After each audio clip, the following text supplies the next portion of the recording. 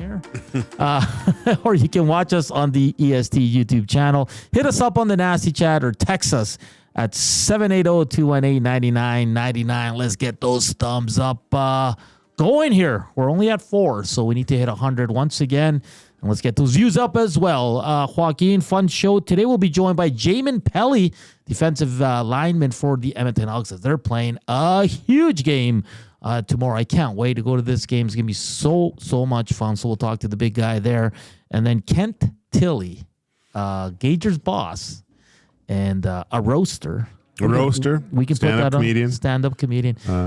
I saw this guy at Struddy's roast, and tell the story how I came to know who this gentleman was. Well, it's funny because I told Hernan, I go, yeah, my other boss is going to come on. And he goes like, who?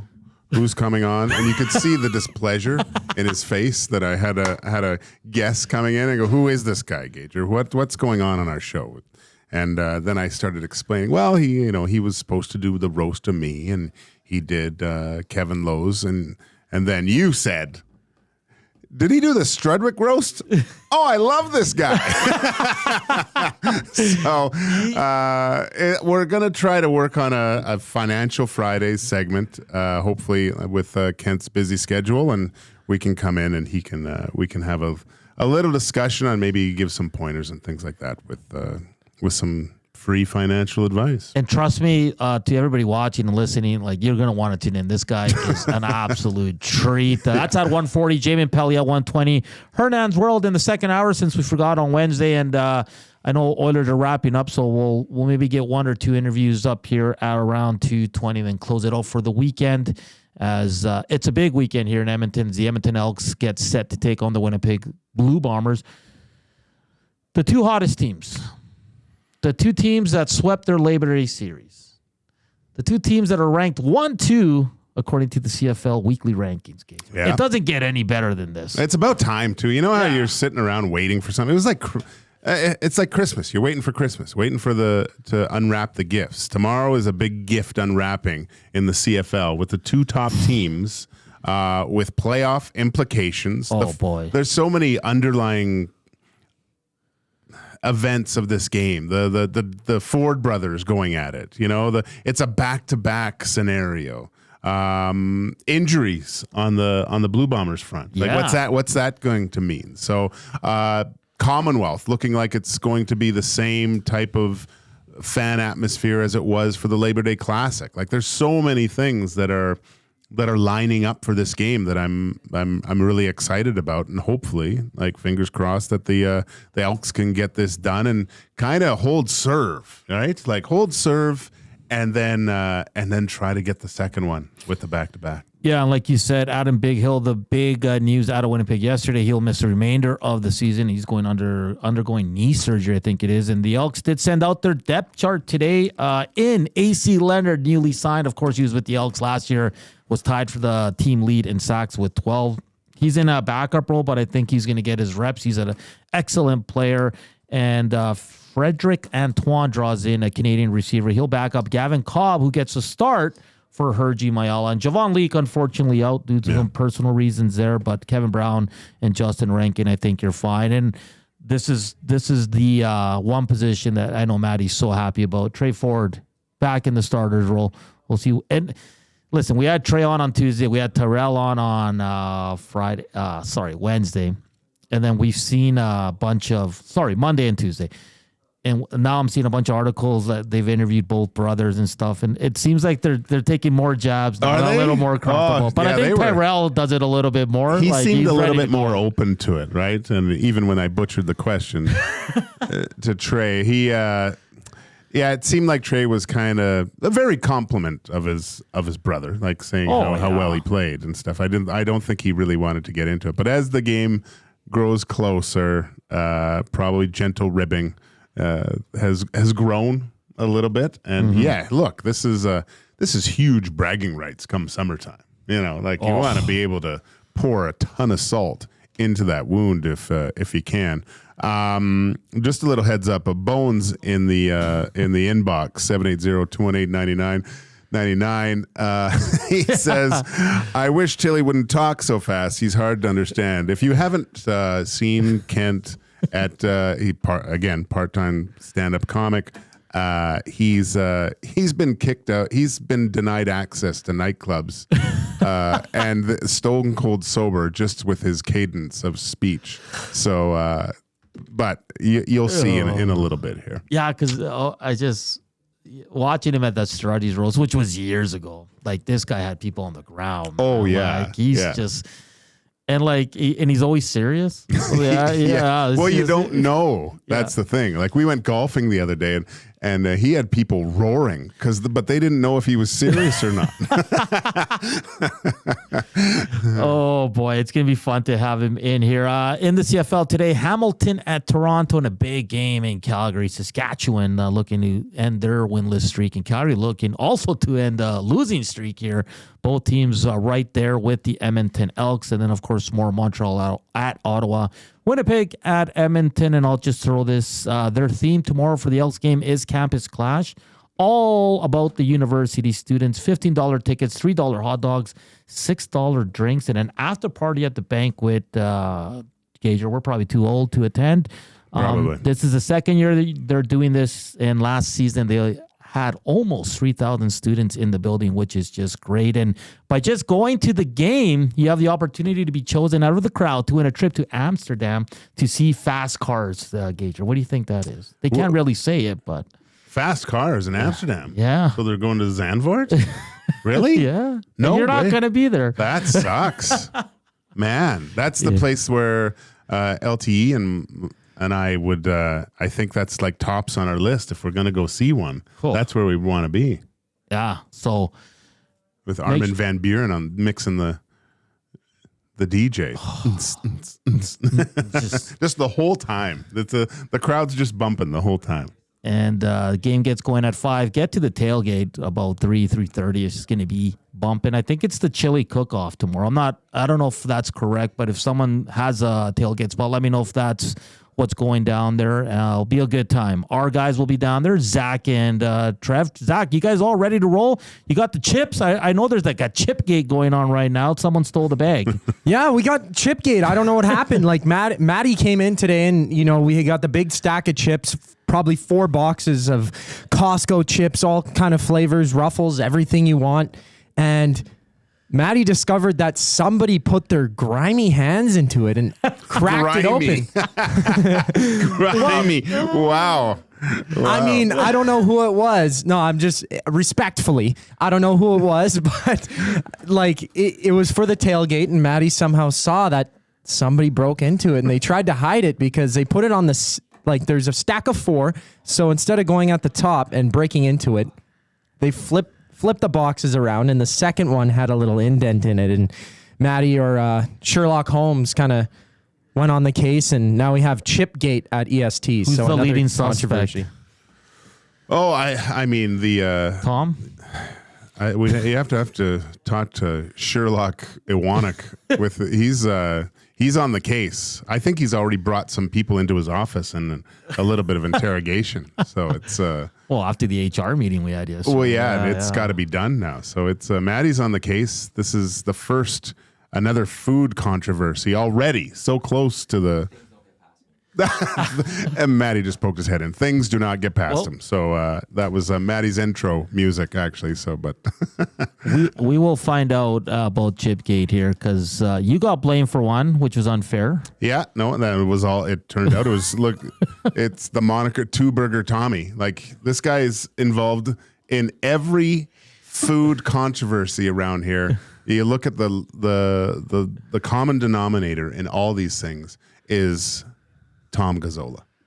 Tommy Gazzola. We'll see if he's the one that stole the bag of chips, because if someone comes to see the boys tomorrow at the tailgate and they're out of chips and there could have been one bag left. Yeah.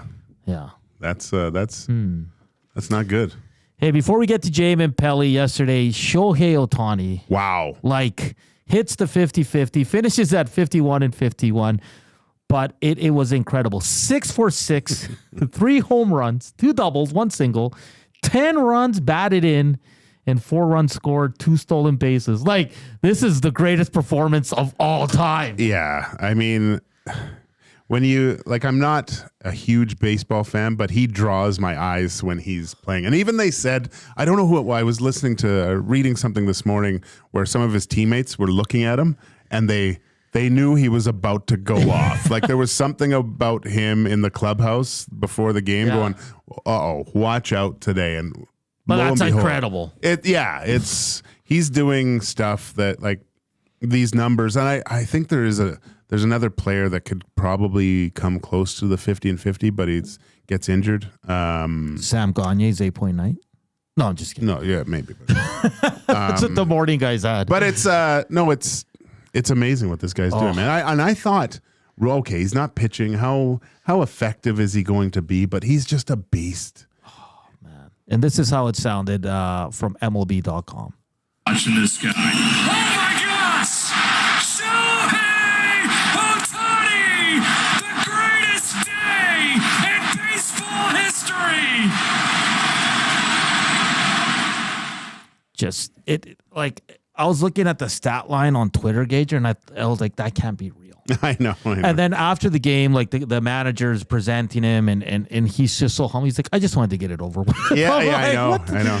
But it was cool because they, if I'm not mistaken, they clinched a playoff berth with that game too, right? Like, it was a kind of a foregone conclusion, I guess, but the game meant something. He did something that, you talk about these things and you don't know if they're ever going to be done again. Like it's so cool to be part of sports when it just means so much. Like I still remember when he was facing Trout in the World Championships there. Like there were baseballs, there's something about baseball in certain situations that are just, they're beautiful moments in sports. And just to have the two best players at a one-off where it means the most. Like where can you get that in any other sport? And it's like that line in Moneyball. How can you not be romantic about baseball? Exactly. That's what it is. Like it's just crazy. And the most bizarre thing is like he's a pitcher.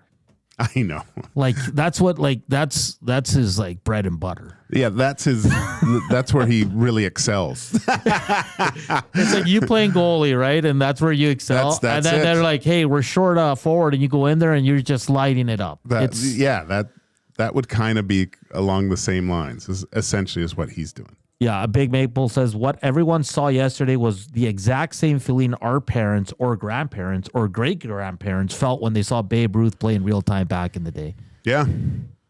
I mean, that's completely fair.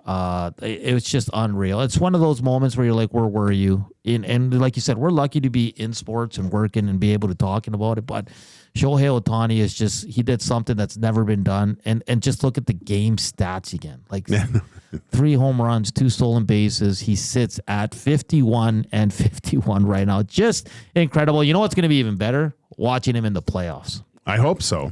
It'll be fascinating. Hopefully they don't crap the bed there, but we'll see. Coming up next, big game down at Commonwealth Stadium. We'll be joined by big baby Jamin Pelly, defensive end for the Edmonton Elks. We'll have some fun with the big guy there. He's got a great personality, and you'll be surprised by this. He's played a lot of sports in his life and very talented at hockey, basketball, skateboarding. He does it all. So Jamin Pelly from the Edmonton Elks up next here on EST Afternoons. We're coming to you live from the William Huff Studios here in the west end of the city. That's all up next. Here's Zach with a sports update.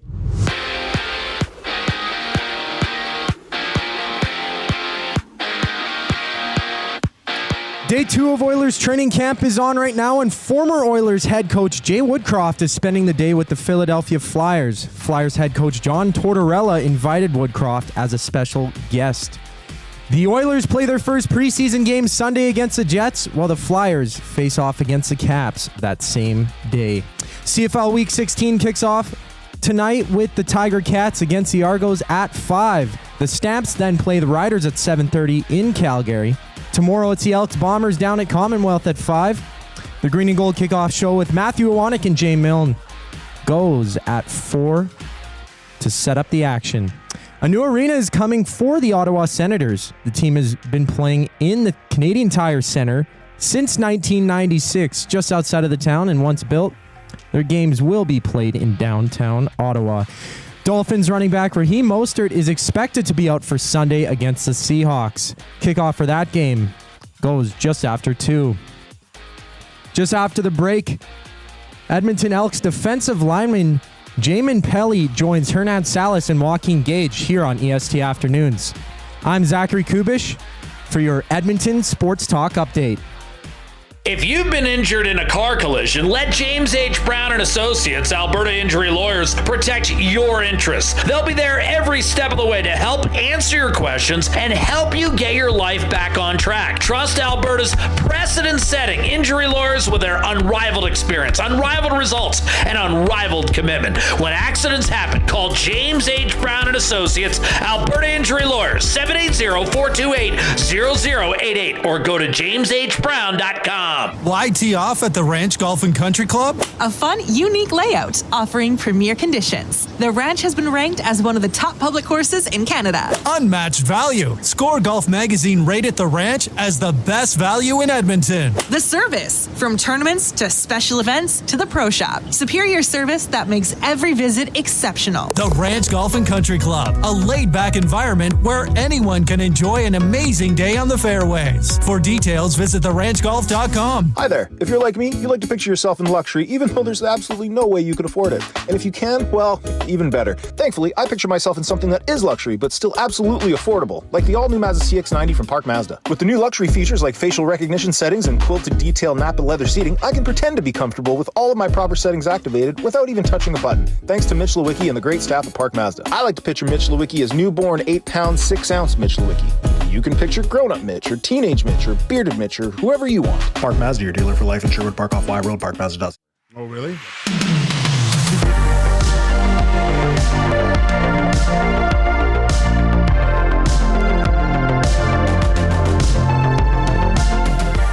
$1:22 Friday afternoon. Welcome to Edmonton Sports Talk. Static free since 23. It's EST Afternoons. Hernan Salas, Joaquin Gage, and Zachticum behind the camera. Interesting news on Woodcroft, eh? Just hanging out with Torts. I wanted him to come. I wanted him to come in here for the hangout because I know his kids were going to school here. I mean, not that I wanted questions about the Oilers, but just being a coach, becoming a head coach. One of the most interesting times I had with a head coach was Tom Rennie when he was my coach on Team Canada. Yeah. He was hungover on a plane in Russia, but he unloaded on us like what he did wrong, what he would have changed. Like we just bombarded him with coaching questions. Not that I do that to a Woody, but it would be kind of interesting to see him not in the head coach setting and be able to kind of ask him what do you think went wrong or things like that, right? And how he views the Oilers now. I know he says he doesn't watch them, but come on. Yeah. He's I'll be intrigued to see if he would take an assistant job. Because once you're a head coach, it's almost like you don't want to go back to that. But I think you have to at this point, don't you? Yeah, for sure. We'll continue some Oiler talk in the second hour, but right now we're going to talk some Edmonton Elks as they play an enormous game tomorrow down at Commonwealth Stadium against the Winnipeg Blue Bombers. It's the first half of a home-and-home. They'll be in Winnipeg next Friday. As we bring in defensive lineman for your Edmonton Elks, Jamin Pelly. Jamin, how you doing, man? Good, Hernan. How are you? I'm good, man. I'm good. Good to hear your voice once again. How's this week? How's this week been for practice? I mean, you guys are probably raring to go. You haven't played a game in 2 weeks. Yeah, no, it's been a good week of preparation. You know, a lot of the guys were ready to get out there.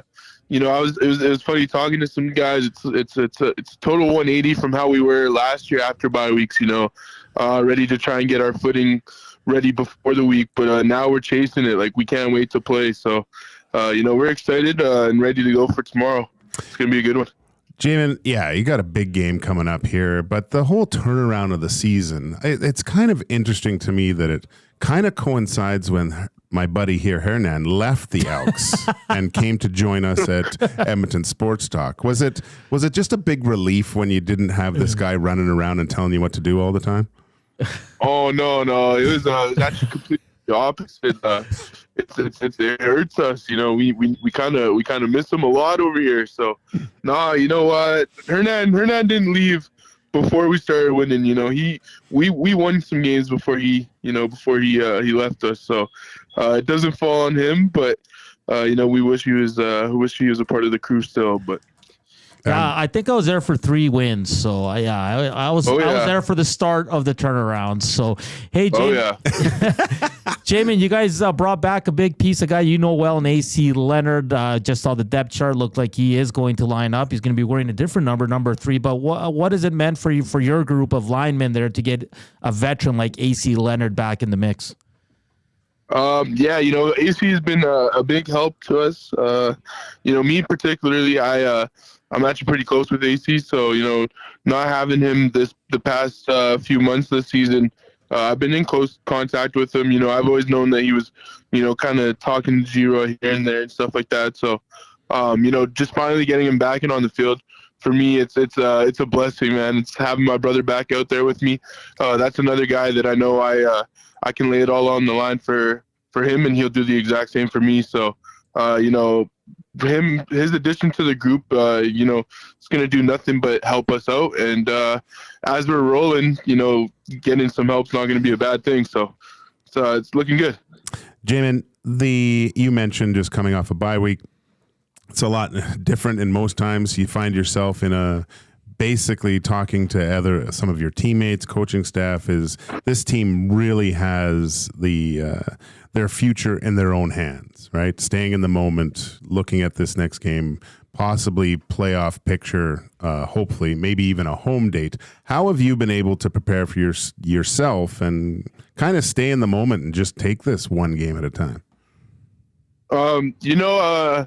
It's kind of crazy because that's our whole team's approach is, staying in that one game at a time. Because not too long ago we were losing every game, so what our focus back then was focusing one game at a time. To change it around, we had to focus on this game ahead of ourselves. So coming up on this end of the end of the regular season here and trying to put ourselves in a better position for the playoffs, it comes down to the exact same thing. We basically, like you said, have our own destiny in our own hands, and it comes down to winning every game. So that means winning the game in front of you. So that's all that tomorrow falls down to. And, the guys are very, very, very tuned in. It's going to, the focus that we have has been exciting to see because, there's days where we can come out and we could really not, focus up and lock in on days and stuff coming off after a bye week. But, the group of guys that we have, that's not what we do. We focus in and we lock it in. So, focusing on tomorrow is going to be the same as normal, just the game ahead of us. Hey, Jamin, the last game at home to Calgary, the crowd was amazing. The vibes looked just great there. I wasn't able to make it, but I'm excited for tomorrow because I think it's going to be the kind of the similar crowd. The vibes are going to be immaculate. It's campus clash, a lot of university students there. What has it meant for you? Because you came in with me in 2022, and we went through some hard years there. But what has it meant to you and your teammates to see the fans come back? And obviously we always said wins is a big reason reason why the fans will come back. But it's just great to see that the fans are coming back and they do care about the green and gold. Oh yeah, it's unbelievable. It's like if you ask anybody around the city, there's fans in Edmonton. The city of champions, that didn't die down when the name change happened or anything like that. Whatever they try and say. So there's fans here, and just to see people have belief in us again, it's meant the world.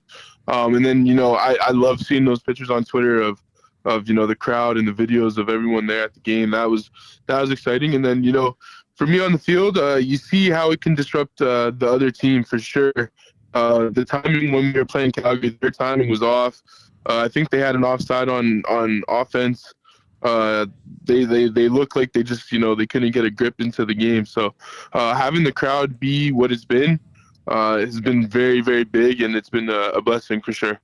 Jamin, you mentioned having the opposing team on edge a little bit. Your new owner was probably a little bit part of that, driving that truck through the other side of the sideline there. Can you talk a little bit about now just having, from an owner's standpoint, you have that there's the future is certain. Has that kind of filtered through all the management and down to the team? Just knowing you have that type of stability and have that guy that an owner that loves the team and just wants to be part of it. Has that been kind of infectious over these last few weeks? Oh, absolutely. Larry coming in, like being the fan that he is, he didn't say too much. He just expressed how much he loves the team, which is all we needed to hear. And then you see videos like, how he was driving the wagon through the bench. And, he's seeing that. Like, he definitely did that on purpose, because I'm pretty sure after he went through the team section, I think he went through the cheerleading section as well. So, he's the through and through EE man. And, it definitely has trickled down. When you have that big of a change, it definitely starts from the top down. He's definitely, his energy and aura has definitely entered the locker room.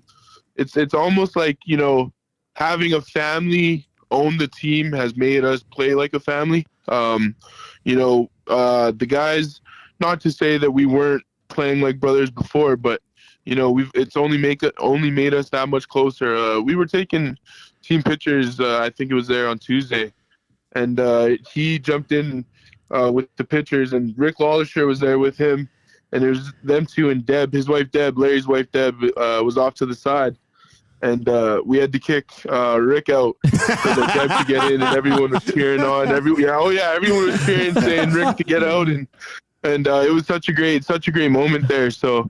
They're very welcomed into the locker room, and it seems like the whole city has rallied behind the new owners of the EE. It's great to hear, Jamin. Hey, Jamin, I know you played for the Calgary Dinos. How much were you rubbing it in there when they beat the Bears a couple weeks ago? Oh man, no one would have thought that one. Yeah, buddy. Oh, that was crazy. Yeah, I love Edmonton. Edmonton's home, and I actually have made Edmonton my home.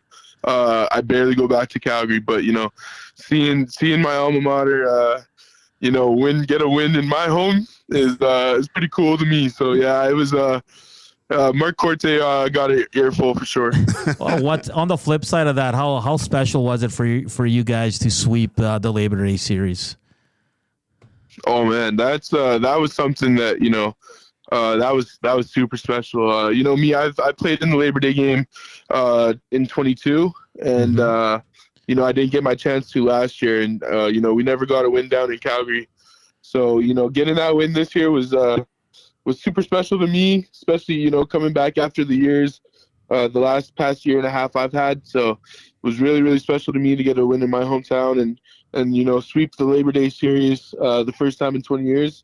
That was super special as well. So it meant the world, and turning the page just adds another great thing on that page. So it was good. Jamin, Hernan's been nice enough to give me a little peek behind the curtain. I tried to talk to the Ford brothers about who rules the Xbox or PlayStation. Hernan says you're no stranger to some online gaming. Who's the best? Oh, yeah. Who's the best in the Double E dressing room right now? Oh, in our locker room, yeah, hands down, it would be me. But and that's no joke. See, this is the thing. Listen, and I could talk about this all day. This is the thing. A lot of guys are gonna jump to the quick, argument of they're the better Call of Duty player. Yeah, I'm a great Call of Duty player, but I don't just play Call of Duty. I play Rocket League. I play NHL. I play UFC. I play soccer. Like the level of gaming I do, and as high as I do it, it's unmatched. So I'm by far the best gamer. I would say my only competition would have to be Joel DeBlanco. He's, young gun. He's pretty good. He's actually, I will say, he's pretty good. Yes, sir. I saw him on a few flights there. He had his little system with him. I was a little bit jealous because it looked like fun. Yeah, he has a Switch. I have one too. Don't get it twisted. I have one too. So, I'm a gamer too, but he's my only competition for sure, I would say. Hey, Jamin, I was filling in Gager that, like, growing up, you played a lot of sports at a high level. Like, you played hockey, you played basketball, you skateboard. Can you just let our listeners know, like, what level you played at, what position? And because it's incredible to me that, you know, you played so many different sports and you were good at all of them. Yeah, oh yeah. So growing up, you know, I played hockey, started out with a junior club called 7 of Clubs. That's the old club, discontinued. And then I was actually good enough to go to a North Stars team. I played for the Canucks. It was the AAA team, but it was it was the B team. It wasn't the A team, but still AAA. It was pretty good. And then hockey kind of fizzled out by grade 8. I just got kind of too heavy. But basketball is a big sport of mine too. Highest level basketball in high school. We played Div 1, and I won the cities for Division 1 in Calgary 3 years in a row. That was a good thing too. Rugby, I played 2 years in a row. We won city champions then too in high school. Skateboarding I did probably for 9 or 10 years. I could still, at my weight and my size and my age right now, I can still do a kickflip. I will never forget how to do a kickflip. Sweet. Yeah. And what else did I do? Oh, track and field. That was pretty good. Shot put. I didn't run or anything like that. But yeah.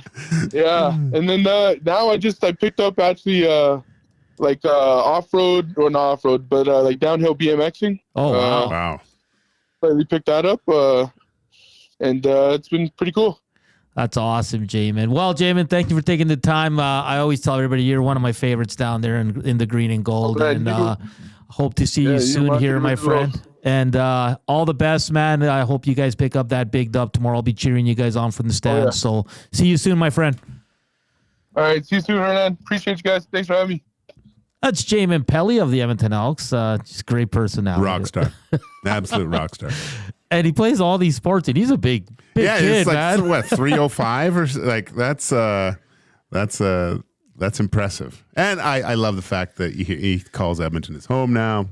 We'll have to get him on again, hopefully after a couple wins, and get him in person. Yeah, that'd be good. And he has a great Dane. He has a beautiful dog, man. 2 beautiful daughters, and So I was asking him, like, what does Jamin stand for? He goes, nothing. That's my name, Jamin. I was like, oh, I thought it stood for something. He's great. He's one of my faves, and big gamer, like that's huge hilarious. gamer. Yeah. So, I love the confidence in the gaming. He's not just a Call of Duty player. He's all around. Yeah, all around gamer. This just coming down from Elliot Friedman. He's hearing that Dylan Gunther, former Oil King, and Utah are closing in on an 8-year extension at above $7 million. That's crazy, eh? Yeah. For a guy that's just entering his 3rd, 4th year. He's a good player. And we were with Guy Flaming at the EST season. I was like, isn't it great for you? Because he's covered all these kids. And I go, isn't it great for you to see Gunther and Neighbors? Yeah, like that? And he goes, well, Neighbors more? Because I didn't think Neighbors, I thought Neighbors might be a 4th, 3rd line guy. I didn't think he'd be a top 6 goal scorer and a bit of a pain in the butt to play. Let's see how he does this year. But I love Neighbors as a player. Oh. Like he's got some jam, scores from distance from what I saw last year. Those are 2 really good players. Yeah, so that's awesome to see for Dylan Gunther. He's a really skilled player for Utah. And if the kid can sign that, I mean, that deal probably in its 5th, 6th, 7th, 8th season is going to be an absolute steal. But big thanks to Jamin Pelly ahead of their big game tomorrow at Commonwealth Stadium. 5 o'clock, tickets still available, but they are going fast. Up next in studio, Gager's boss, Ken Tilley, joins us here on EST Afternoons. Here's Zach with a sports update.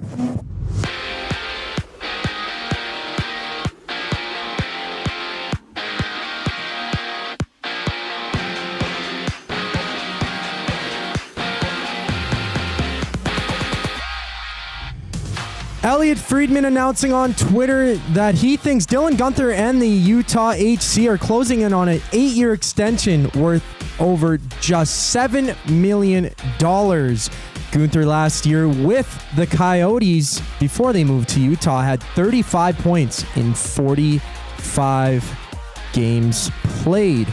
Day 2 of Oilers training camp is on right now, and former Oilers head coach Jay Woodcroft is spending the day with the Philadelphia Flyers. Flyers head coach John Tortorella invited Woodcroft as a special guest.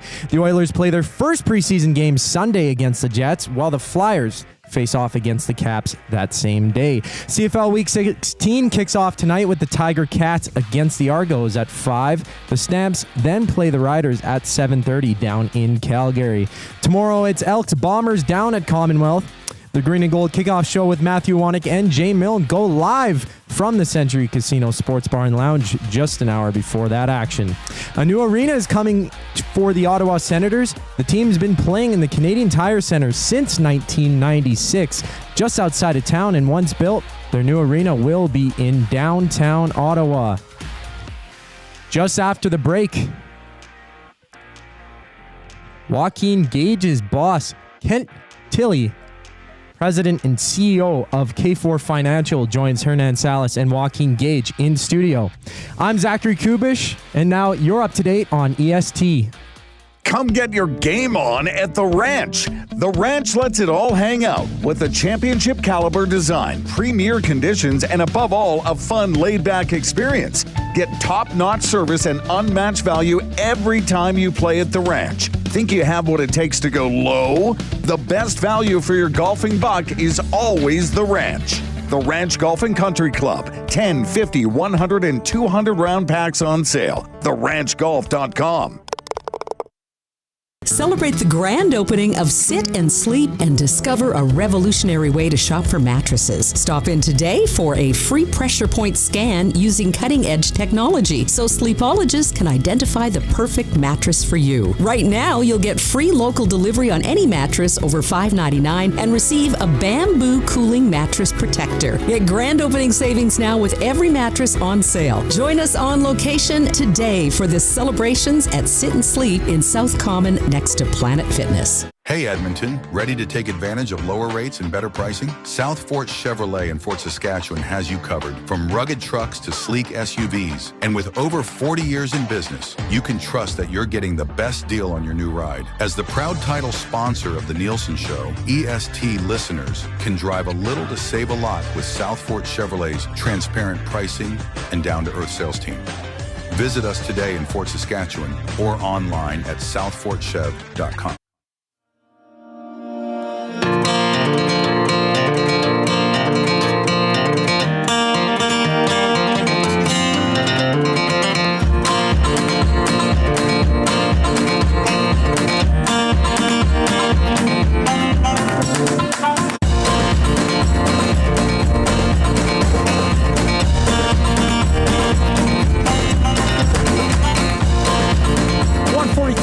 Edmonton Sports Talk, your clear choice for Edmonton sports. It's EST Afternoons with Hernan Salas, Joaquin Gage, and Zachticum as we bring in Kent Tilley, President and CEO of K4 Financial, and more importantly, Gager's boss. Kent, how you doing? Pretty good. How are you? I'm good. So what have you made of your employees' new show? I haven't listened to it, but absolutely unbelievable.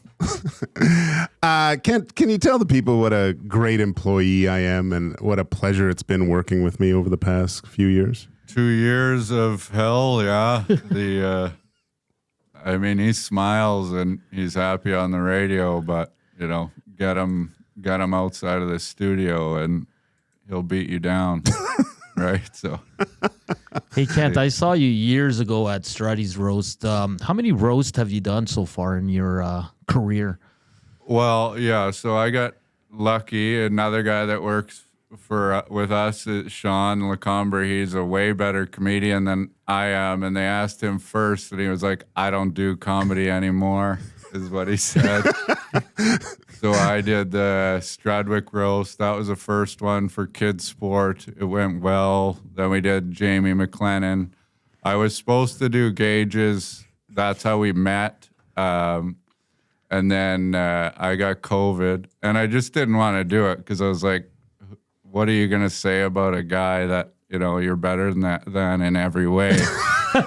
You just kind of feel bad roasting him. And last year we did Kevin Lowe's.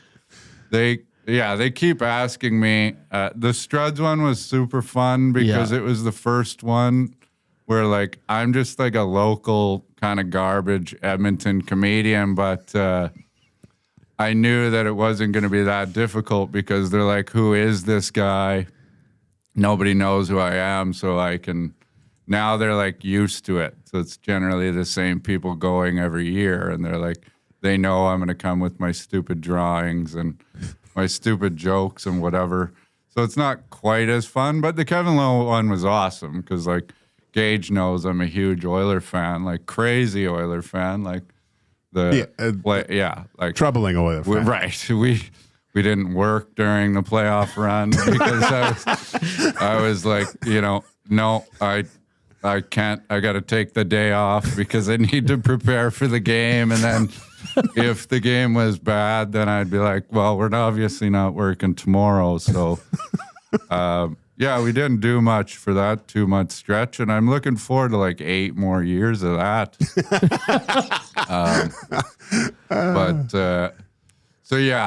I've done 3. I don't know if they're going to do them anymore. Unfortunately, I think they're running out of people that want to do it. With the roast, but they've been a lot of fun, and I've made like $50 or $60 doing them. So I got one client. It was funny. Like the only thing they could find on me online was obviously like this guy talks slow as hell. Yeah, fine. Make fun of my voice. That's great. And he owns a financial planning company, and it was like $500 a ticket with like all these people in Edmonton that obviously can afford $500 tickets. And they're like, look at this guy, he's a financial planner. And I'm like, perfect. Now I just come up and so it was good advertising to do those and lots of fun to meet, those people and whatever. So training camp starts. What's your biggest concern about the Oilers this year? Me? It's a sports show. I don't have a single concern about this year, to be honest. We're going to dominate all the way to the cup. Like you look back on history of like the teams and like people like Connor never win a cup. And you're like, yeah, okay. Well, like Kane, Draisaitl, Connor, Nurse, everybody's like pretty banged up in the playoffs. You get through one stretch with Draisaitl and Connor. Now Skinner's in there too. Like, we have better goaltending. Hopefully, maybe Gage gets back in there. I've been talking to him about it for years. I think we do it. Which current member of the Oilers would you like to roast if you got the opportunity? Well, I mean, because it would be the meanest Nurse. Well, because like I wouldn't say anything bad to Connor because I want to be his best friend. Yes. And Draisaitl, I'm kind of scared of, like in a weird way. And Nurse, like, yeah, he's just the easiest, I guess. I mean, that's low-hanging fruit, but whatever. I mean, I'm not that good of a comedian, so it's easier to, make fun of people that are easy to make fun of. And, when you're that rich for being garbage, like, I don't know much about hockey. I mean, I've never played except at Tier 11 co-ed a couple of years ago. Crushed. Got 3 points one night. But when you sign a $9 million defenseman, I think they need to be able to, like, keep the puck in the zone, shoot past the shin pad once, make a breakout pass, fight, hit. I don't know. What else? I don't know what you can do except get into trouble and then skate back fast enough to be like, maybe I won't cause a problem right now. I don't know. That's basically how we break down Nurse every game. Yeah. That's good. Dr. Nazi Dielsen on the Nasty Chat says, this guy reminds me of the late Norm Macdonald. That's quite the that's amazing. Wow. Norm Macdonald's the best. A lot of people have said Corky Thatcher. If you remember from the show from the 90s, a lot of people say that I remind them of them. So he's pretty cool, dude. And so just a little bit of I love the origin stories. You've told this to me. How did K4 start, and why did you decide to start your own financial planning firm? Well, I mean, yeah, like I said, I talk slow, so I'll try and make this fast, which is hard for me. But okay, so I started comedy in 2009, and I was pretty good in the beginning and trying to figure out if I wanted to try. And then I almost died on a trip to Cranbrook for $300 with this lunatic old dude named Bobby Keel. Unfortunately, has passed away since. And I was like, maybe I don't want this for a career.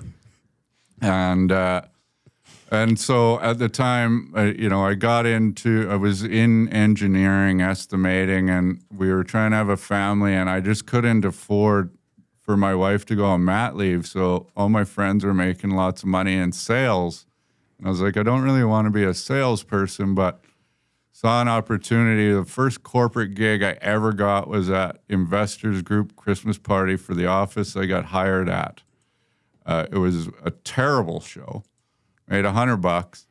Worked there for 5 years. Had a pretty good career going there.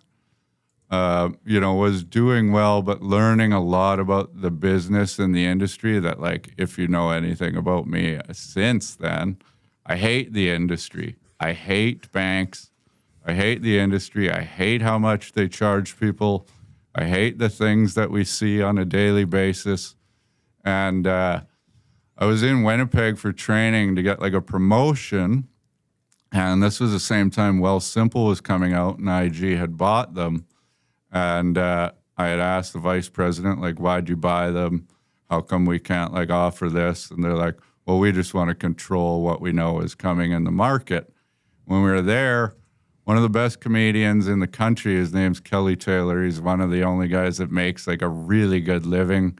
He lives in PA, Saskatchewan, was in Winnipeg. So I went to the show with some people that were in this thing with me, and I did a guest spot. You just go up and you do 5-7 minutes for free.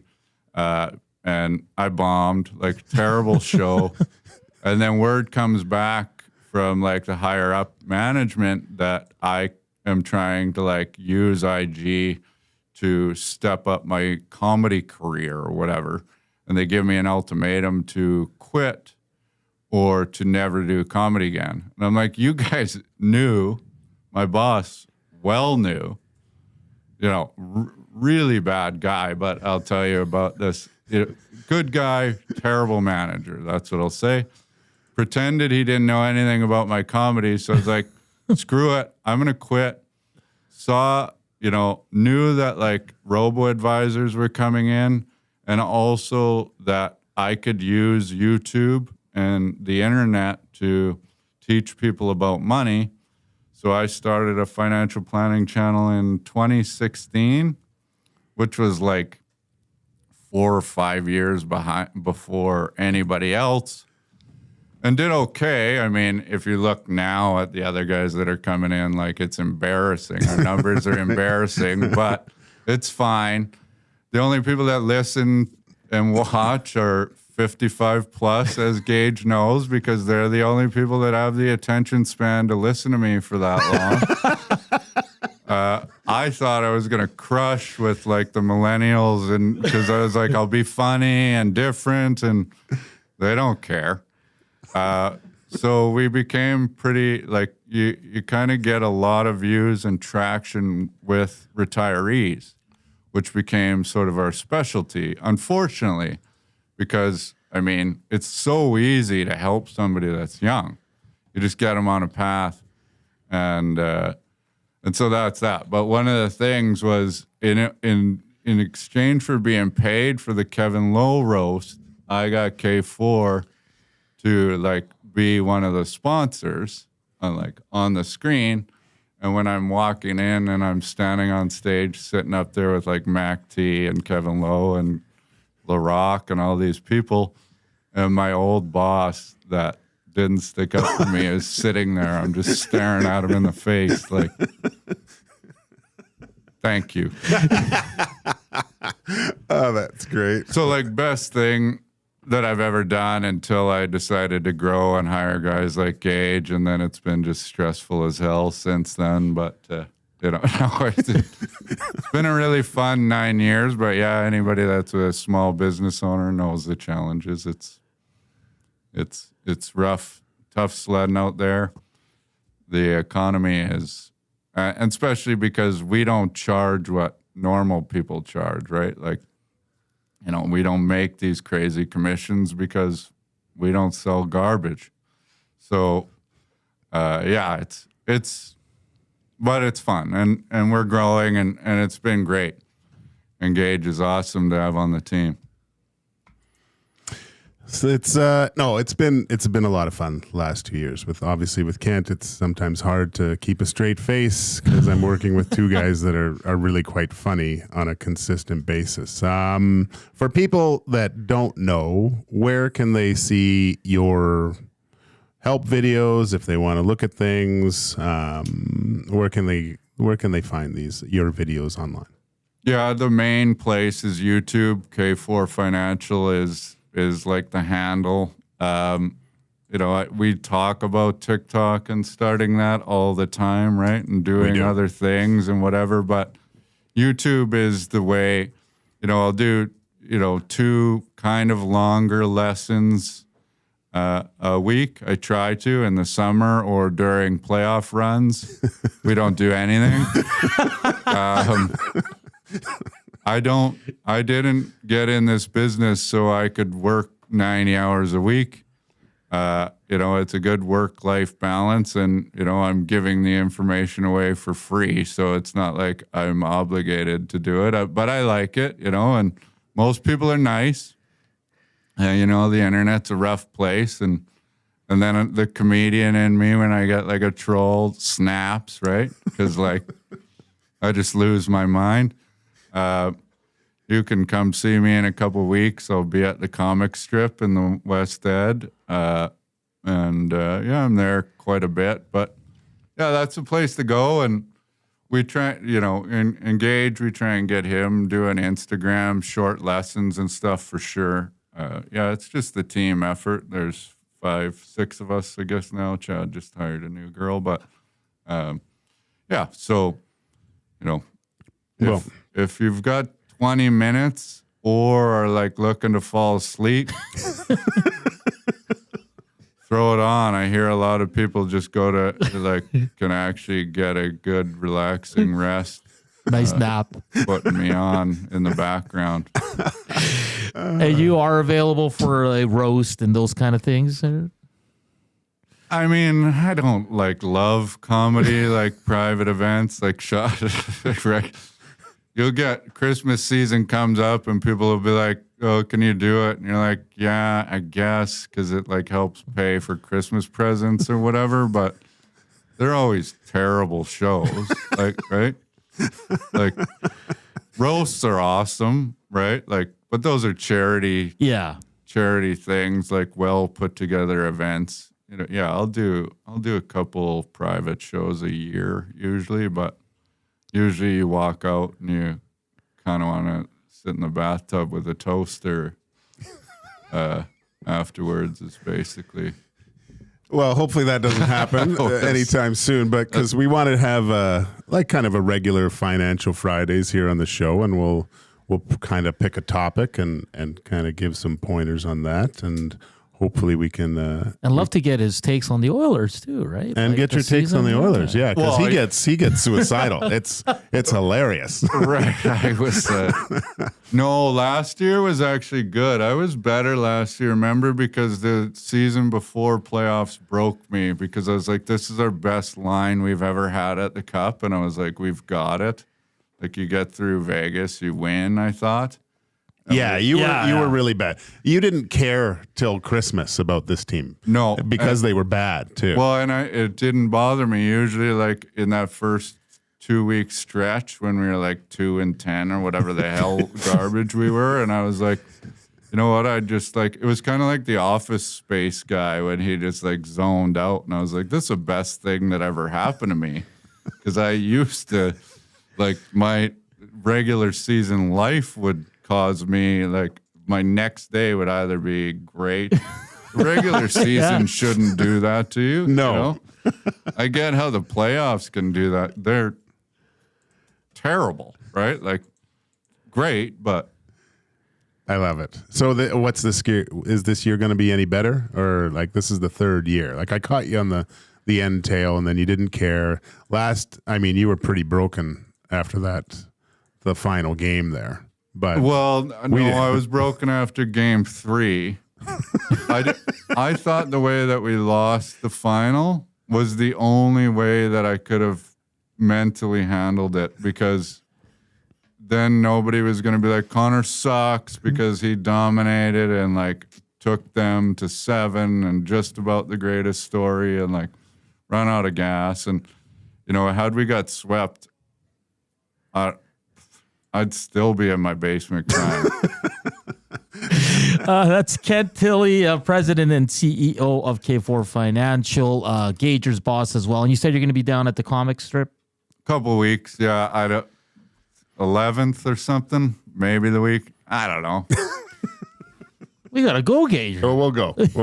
Yeah, come out. I'll get you tickets for the. Oh, look at All that! right. Look at that! You've been a hit on our nasty chat and inbox. We got to get to a break here. We want to thank Kent Tilley for coming in. Hopefully, he comes in on a consistent basis on Friday and give some financial advice, talk some Oilers, and just have some good laughs. That's all coming up.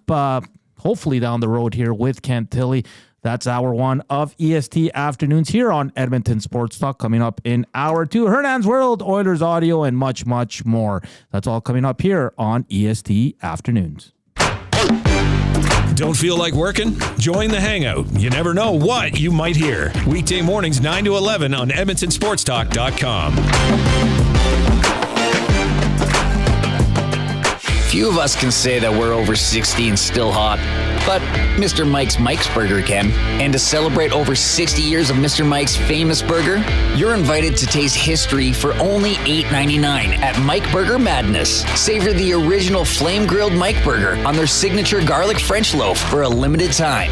Dine-in only price of just $8.99. Sides extra. It's Mr. Mike's Mike Burger Madness, and you'd be mad to miss it. Offer ends September 30th. Eat locally, enjoy casually. Looking for a winning strategy for your retirement? Contact me, Joaquin Gage at K4 Financial, where expertise meets dedication. I will always look for a careful approach to your retirement, ensuring your financial future is secure. From tailored strategies to clear, actionable advice, I'm here to guide you every step of the way. Don't leave your future to chance. Get in touch with me, Joaquin Gage, today at k4financial.ca or email joaquin.gage@k4financial.ca to start planning for a brighter future and a more secure retirement. Edmonton Sports Talk delivers a mass audience of key, influential customers to your business, all while you associate your company brand with the biggest names, the hottest sports news, and teams from every league around the globe. Oilers and Elks, NHL, NFL, Major League Baseball, and the association, Formula One, soccer, golf. Oh, sweet mama! The excitement is palatable on Edmonton Sports Talk.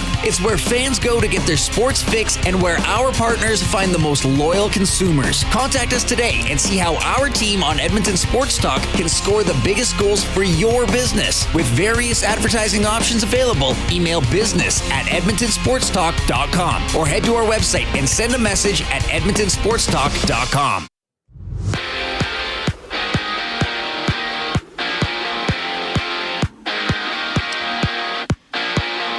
As per Elliot Friedman, former Oil King Dylan Guenther is closing in on a 7-year extension with the Utah HC. The former 2019 draft pick is expected to make over $7 million per year. Day 2 of Oilers training camp is underway, and former Oilers head coach Jay Woodcroft is spending the day with John Tortorella and the Philadelphia Flyers.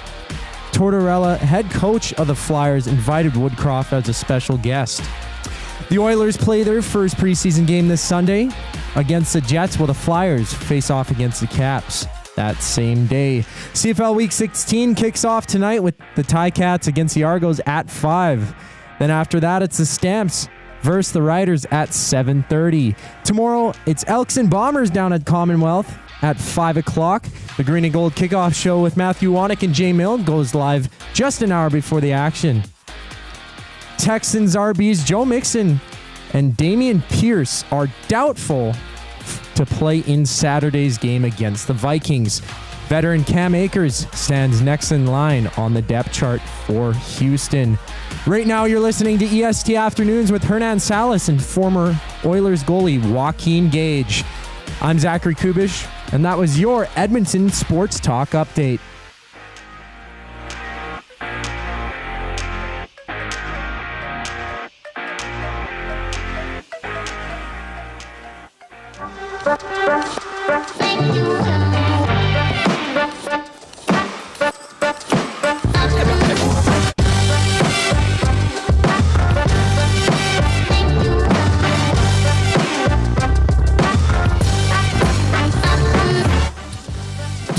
Here on Edmonton Sports Talk, your clear choice for Edmonton sports. EST Afternoons with Hernan Salas, Joaquin Gage, and Zachticum.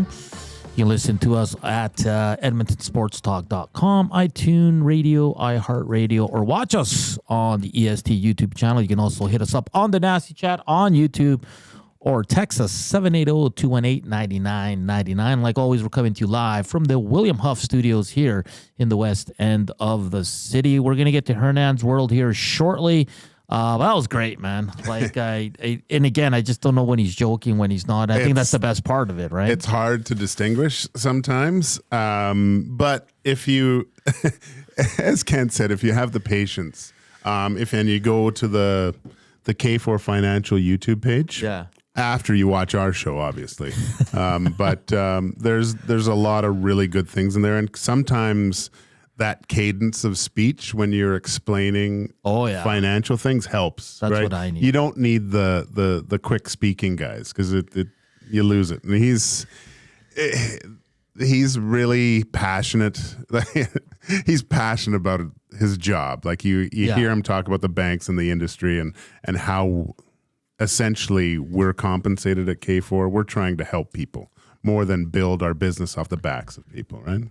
No, he was great. And I mean, it's probably the biggest compliment is to be compared to Norm Macdonald. Oh, my gosh. We got a lot of Tom Green on the Nasty Chat as well. And then once he gets going to, it's like you can't stop laughing. Yeah. It's terrible. And I saw him at the roast of Jason Strudwick, and he had people howling. Yeah. Like, he was just great. And Chris Sadaway also on the inbox says, this interview is great. Have Pelly on as a regular. What a beauty.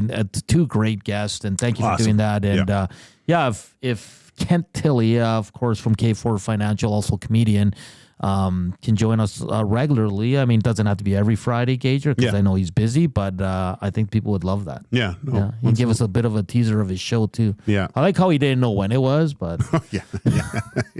Not a clue. Not a clue. Yeah. What's it called here? Let's see here. Just a ton on him, just comparing him to Tom Green or Norm Macdonald. So that was a fun first hour. We were going to get to Hernan's World, which we forgot on Wednesday. We were just having so much fun. I totally forgot. And it was the first day of Oilers camp, so we were kind of all in on that. There's not a lot of news coming out of Oilers camp, but they play Sunday. I mean, there's really not much to get to. We will hear from Evan Bouchard coming up in the next segment. But let's get to Hernan's World. And this is not going to be a top three or anything like that, but it's going to be a good discussion. I want Zach to join in as well. I want people in our inbox. I want people in our Nasty Chat because I saw this. I won't say this was my idea. I saw this from some other great radio hosts on the good old X machine. But we're going to go with this ahead of the Oilers season, which we're all anticipating is going to be a successful season. We hope they can make it all the way back to the finals. And by the end of it, hoisting Lord Stanley, as they were so close last year. And I know our buddy Kent Tilley will be very happy if they do so. But we're going to go with what if, the biggest what ifs in Oilers history. Now, let's stay away from the obvious. Gretzky chooses Winnipeg over the Oilers. McDavid doesn't get drafted. Let's really dig into this one because there's a lot of good ones, Gager. Do you want me to start or do you want to go? No, you start. You start. So I'm going to go back to 2009. Do you remember that one summer and it was reported that Danny Heatley was going to become an Edmonton Oiler? going the other way would have been Dustin Penner, Andrew Cogliano, and Laddie Schmid.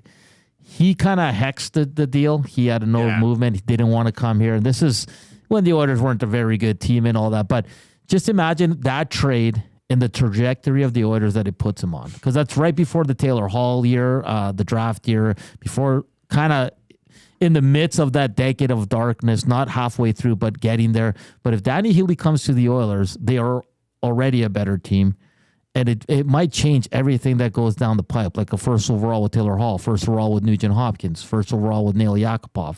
So that's one I have. What do you got? So, biggest things that it could have changed, are you saying? Like the biggest what if? Like, what if this didn't happen? Gosh, what if this didn't happen? Give me. How about this? What if, not Patrice, Marc-Andre Bergeron doesn't run into Dwayne Rolison in Game 1 of the Stanley Cup Finals in 2000? Well, then you're talking about another Stanley Cup. I want to say, like, what if? I have to look at the other players, but if they don't pick Nail Yakupov first, right? Ryan Murray. It's Ryan Murray, Yeah. and he's a stud at that point, right? And I think that's who they wanted at the beginning, just to solidify the defense. But then, because everybody says, and we don't know this, this is what was rumored, that the owner got involved in taking Nail because everybody else wanted Ryan Murray. Yeah. Well, I mean, I remember the Bob father talking, and there was a lot of GMs that were going to take Yakupov over. Like, if they had the first overall pick, they would have done that. Yeah. But in the Oilers, it was the same type of player, right? Over the last few drafts, like small, fast. That's not what they needed at that point. Yeah. They needed that guy on defense that, as Kent alluded, that $9 million defenseman that could make a pass and was physical and did everything correctly. But then you look on the other side of it. If any of these what ifs happen, Connor McDavid's probably not an Edmonton Oiler. But that's what I mean. That's what's fun about this. There's some good ones coming in here. It says 07 draft was recapped by TSN. This one says the difference between drafting Gagne versus Kane came down to Patrick Stefan missed empty net. Wow. You remember that? Yeah. And then Hemsky comes back and they scores. traced that whole thing to Connor McDavid. That was crazy how they did that. Mike in Thunder Bay has a really good one that I think... what if Oscar Klefbom never got injured? Ooh, I was thinking that one too. That's a big one. I think that's my top one because it doesn't really affect Connor, right? With that one, I don't think. If Klefbom's not injured, that's a pretty good defense. Like, you have your stud on defense. Yeah, like, imagine he's still playing now. Like, that's what it would be, right? He would be still playing right now. This one says Taylor versus Tyler, Taylor Hall or Tyler Seguin. Is Tyler Seguin a better player than Taylor Hall was for the Edmonton Oilers? Yes. Seguin would have been a better player than Taylor Hall. I will die on that hill. Did you feel that way back then? Oh, yeah. Okay, I was Taylor Hall all the way. Really? Yes. No, I was like, why are you getting a winger? You don't need a winger. You need a stud center. And the thing that I liked most about Seguin is he was on a garbage team, and he had the same types of numbers, playing with nobody. Taylor Hall played on a superstar team with the Windsor Spitfires, right? They were fantastic. Yeah. And I just thought that it was a huge mistake. And Seguin goes to be, I think, he moonlighted top 6 with Boston, but goes and wins a Stanley Cup too, in his right?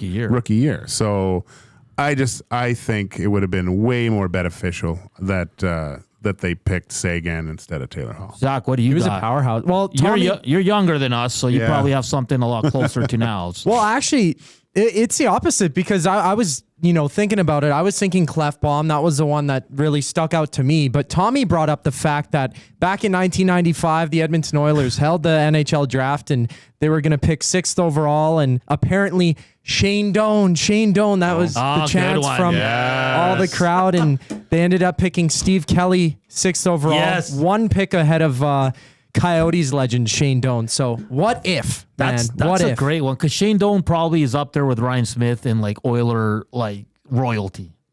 Yeah, but look, I got to stick up for Stevie because I played with Stevie in in Prince Albert, and he was a phenomenal talent, and he was tough. Yeah. He was a little squirrely, and I would say a way more talented hockey player than Shane Doan.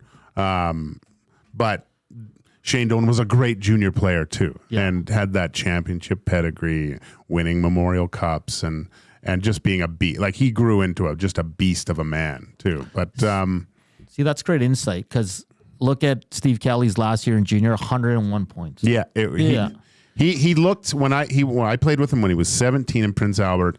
They were talking about they made the comparisons mostly because he played for the same junior team. But Mike Modano, like Stevie, he had the flapping jersey in the back and blowing past guys, right? Yeah.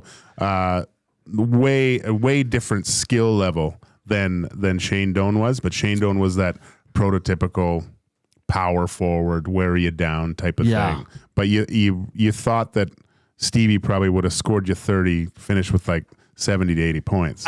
It's easier to say you made a mistake now, but at the time, at the time I was like, because I know, because the draft was here, was it not? Yeah, it was in Edmonton. So of course Shane's got half his family here too, right? So no, I think hindsight's always 20/20, but I wasn't upset at that pick, mostly because I played with Stevie. I like this one. What if they kept Broberg and Holloway? We wouldn't have been able to sign Try. James B says, what if Pronger didn't leave in 06? He would have been traded later. That team had lightning in a bottle. Yeah, it just all came together at the right time. That just was one of those things that happens that we see in the playoffs. Everyone just starts playing the right way. This one says from T-Man, what if Pocklington never sold Gretzky? The Oilers probably have 3 more cups. Yeah, they would have had more Seriously, cups. Yeah, because you win in 90 regardless, so you don't count that one. Well, Gretzky said that one time. They asked him in an interview, how many more do you think you win if you stay in Edmonton? And I think he said like 3 or 4. You know, there's no chance people would have beat us. We were too good. Because everyone would have stayed. Yeah. Right? Yeah. Because everybody started getting shipped out like 93, 94. Like Messier, Glenn Anderson, all the guys started getting shipped out then. Smitty the Welder says, I think if Clefbaum didn't get hurt, Nurse wouldn't get 9.25 either. That's a great point. If he doesn't. Yeah. Oh, no, because he doesn't play the same amount of time, right? Because he basically fell into Clefbaum's spot that year and went nuts. Yeah. Bones on the inbox says, what if Daryl Cates never bought the Oilers? We'd probably be in some trouble. What if Cal Nichols doesn't save the team? Yeah, and the whole group gets together. The whole group of guys came in. And we're begging Gary for an expansion team right now. We are. Yeah. I got another good one here. In 2015, what if the Oilers never traded, what was it here? The first round pick, which was, I think, 16th overall, and a second round pick to the Islanders for Griffin Reinhart. You know who came in that draft after 16? So you could have had Barzal, Kyle Connor, Thomas Chabot, Brock Besser, Travis Konechny, Anthony Beauvillier, but that's a little bit down there. Look at the Brandon Carlo, who went in the second round. And I know it's everybody's like hindsight and like at the time, but that was one of Chiarelli's worst trades. Well, from what I've heard is the Oilers have expanded their basically scouting division now, right? Mm-hmm. And you can look back to drafts for years and years, and how did they not pick this guy ahead of this guy? You just don't know at that time, but you can get a better understanding. I think the ability to predict success has gotten a little bit better. And wasn't I talking about it? I hate Fridays. The week blurs together. But I thought I said that the Oilers need to find those later on in the draft, those picks that turn out, right? That's what you need. And I'm not talking about guys that get drafted and can come right in. I'm saying they probably play another year or two in junior. They go down to wherever the American League affiliate is. They play a couple games there. They come up, and then they become regular contributing NHLers, right? And maybe there's even more upside to them once they even get to the NHL. Sebastian Aho that year went number 35. That's amazing to me. Yeah, it's crazy. It is. You just don't know. Yeah, you don't know. Like now I'm saying what if, because the Oilers could have had a really good defenseman in Shabbat, or they could have had Aho, or they could have had Kyle Connor. Like just, I mean, it all intertwines and it's all together. It's so interesting. And I love the Connor McDavid kind of tree. Where it started, and it's fascinating. This one says from above average, what if Yakupov wasn't a bust? Well, what type of player do you think he would have been? Like, was he because when they drafted him, goal scorer. Yeah, like you had your top line winger, a guy that was going to score 30 to 40 a year, but it just like never a Jeff worked. Skinner type. It just never worked. No. I don't think he had the pedigree to make it in the NHL. No, the Oilers were terrible teams. He was terrible. I think there was some issues with the coaching staff. I think Aikens, he wasn't a favorite, right? No. It wasn't a favorite at all. And that was tough. I mean, I know he played junior here and got accustomed to the language and stuff, but it's still tough for a young, like he was just a kid. And you see those KHL, some of the highlights over there. He's still playing and he's scoring. It's not at a ridiculous pace or anything, but he's playing in a very highly skilled league still. Yeah, there's a few more coming in here. T-Man says, what if the Jets had finally beat the Oilers in 1990 after being up 3-1? No Ranford, Conn Smythe. Oh, I love Billy. Big Maple says, what if Toby Reeder never got a goal? I like this one from Doc Dad. What if the Oilers didn't trade the 17th overall pick in 2003, Zach Parise, to get the picks to select Marc-Antoine Pouliot and J.F. Jacques? I mean, you can trace it back. But, that's what they say is analytics. You look at, previous statistics from prior years. The Oilers haven't been good. It's been one of the areas that they have been quite poor. Yeah. Even having the number one picks, right? Like, the Nuge is great. Hall, I would say, was an okay first-round pick. Yakupov, terrible. Connor, obviously, off the charts. But, I mean, this is... it has to get better. Especially now, because you need those types of guys. Yeah. You can't just keep, going through and trying to sign free agents and coming. That's great, but I think there's a portion of that you need, but there's another point where you have to start stocking the cupboards a little bit. Yeah, a great one from Sonny D. He says, Hernan, they could have had both a forward and defenseman in the 15 draft. Yes, they could. He says, also, what if the Oilers take Tkachuk over Jesse Pouliot? You imagine Matthew Tkachuk and Connor McDavid like with that. Leon Draisaitl? Oh my God! Or like Hyman, Tkachuk, McDavid. What if? When's the Draisaitl draft? Holy crap! I'm drawing a blank here. Anyone? No. I don't know. When was Draisaitl drafted? Yeah, 3rd overall, 2014. Oh, 2014. Okay, give me a sec here. Just gotta figure some stuff out here.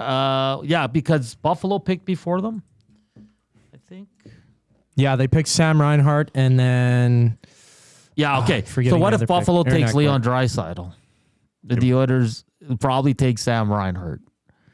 You don't think they take Ekblad? Well, Ekblad went number 1. Oh, okay. Wait. Yeah. Never mind. Yeah, that changes the whole trajectory too. Because I think Leon became a great player, but I think a lot of it was because he was able to play with Connor McDavid too. And none of us thought Leon would be what he is. No. Let's be honest. You were there, one of the first 2 guys when we had Mac T. Yeah. And I asked him the question, did you know that Leon Draisaitl was going to be the player that he turned out to be? Because that was his... It was not at all. I thought he was good. I had no idea he was going to be that good. Right? Yeah. And that's a guy that they were really high on and picked quite high still. And just hoping that he kind of panned out as an okay forward for them at some point. Not like a superstar, Hart Trophy candidate, like winner. Like, and Sam Reinhart was on some bad Buffalo teams, had up and downs. He really found his stride last year. But look, like Leon Draisaitl has 850 points. Sam Reinhart has 538. Yeah. Like, it's unreal. real the player Leon Draisaitl has become. But that was fun.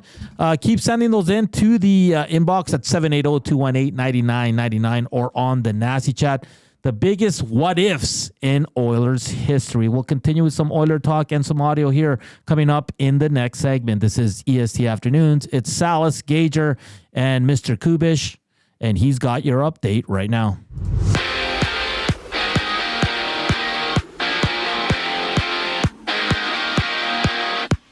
Day 2 of Oilers training camp is on right now, and former Oilers head coach Jay Woodcroft is spending the day with the Flyers. Flyers head coach John Tortorella invited Woodcroft as a special guest. The Oilers play their first preseason game Sunday against the Jets, while the Flyers face off against the Caps. As per Elliot Friedman, former Oil King Dylan Guenther is closing in on a 7-year extension with the Utah HC. The former 2019 draft pick is expected to make over $7 million with his new deal. CFL Week 16 kicks off tonight with the Ticats against the Argos at 5. The Stamps then play the Riders at 7:30 down in Calgary. Tomorrow it's the Elks Bombers down at Commonwealth at 5 o'clock. The Green and Gold kickoff show with Matthew Wanick and Jay Milne goes live from the Century Casino Sports Bar and Lounge just an hour before the action. Seahawks running back Kenneth Walker is listed as questionable, and so is Dolphins RB Raheem Mostert. The Seahawks play the Dolphins this Sunday just after 2. Just after the break, EST Afternoons with Hernan Salas and Joaquin Gage continues. I'm Zachary Kubusch, and that was your EST Update. Wake up with the Nielsen Show with Dustin Nielsen and Lieutenant Eric. Weekday mornings 6 to 9 on EdmontonSportsTalk.com. You've always known GCL Diesel as the experts in diesel fuel systems, but did you know that GCL is also your source for turbochargers and turbo repair? As a turbo supplier for Garrett, Borg Warner, and Holset, GCL can provide genuine original equipment turbos at wholesale prices. Whether it's diesel, gas, natural gas, or performance, we can provide you with the turbo or custom repair you require. Turbo questions? We've got turbo answers. Visit us in the West End or online at GCLDiesel.com. GCL Diesel, turbochargers, understood. Your brand deserves more than just a whisper, it deserves a buzz. At the Hive Product Marketing, they specialize in promotional products that bring the buzz. From eye-catching giveaways to unforgettable keepsakes, they got the perfect products to make your brand stand out and get noticed. Visit the Hive Product Marketing and let them create the buzz your business deserves. The Hive Product Marketing, the official merch partner of Edmonton Sports Talk. Visit them online at thehiveproductmarketing.com. Come get your game on at The Ranch. The Ranch lets it all hang out with a championship caliber design, premier conditions, and above all, a fun laid-back experience. Get top-notch service and unmatched value every time you play at The Ranch. Think you have what it takes to go low? The best value for your golfing buck is always The Ranch. The Ranch Golf and Country Club. 10, 50, 100, and 200 round packs on sale. TheRanchGolf.com.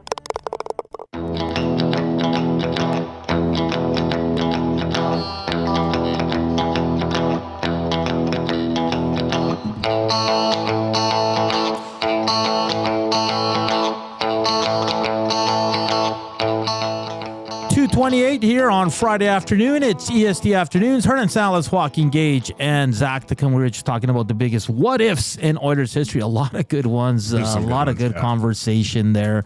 I mean, there's so many to choose from with such a, like, the Oilers have such a historic, past,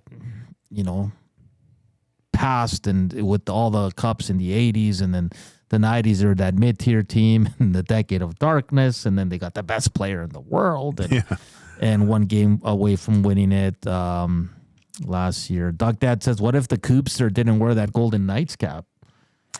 Yeah.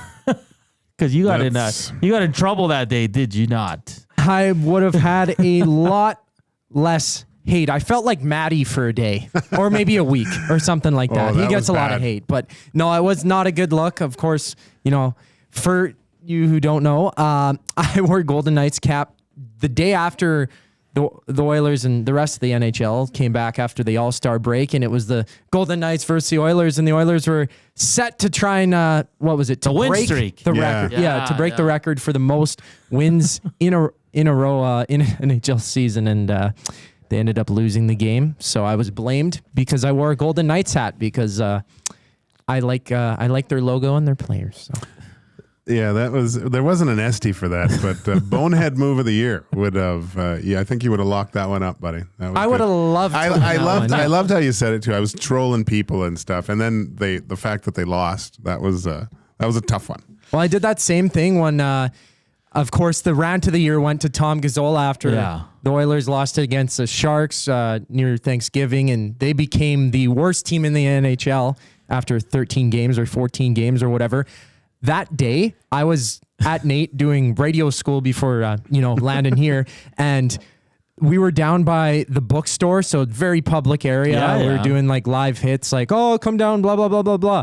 And I was wearing a San Jose Sharks jersey because I'm that big of a troll. And somebody came up to me and he's like, take that off. And I'm like, why? It's a Jumbo Joe jersey. I like the jersey. And he's like, why are you even wearing that? That's blasphemous. And I'm like, I had the feeling that the Oilers were going to lose because I'm just that kind of guy. They weren't really that hot. And good thing they changed it around, but it was a funny day. I got some really mean looks. Like I felt unsafe. And I like your sweater right now. Yeah, it was a little bit of a Pink Floyd throwback. My dad gave it to me. Shout out to my dad. He's got some cool swag. The dad swag. I love Zach because every day he wears something so cool or interesting. Yeah. It's dad's closet for some gear. That's good. My son does. This message comes in, no name on it. It says, what if the review goes the Oilers' way in 2017 versus Anaheim? The Kessler goal when he's holding Talbot, not tablet, pad. They probably win the series. They win the series. Who would be that was the conference final? They would have played Nashville.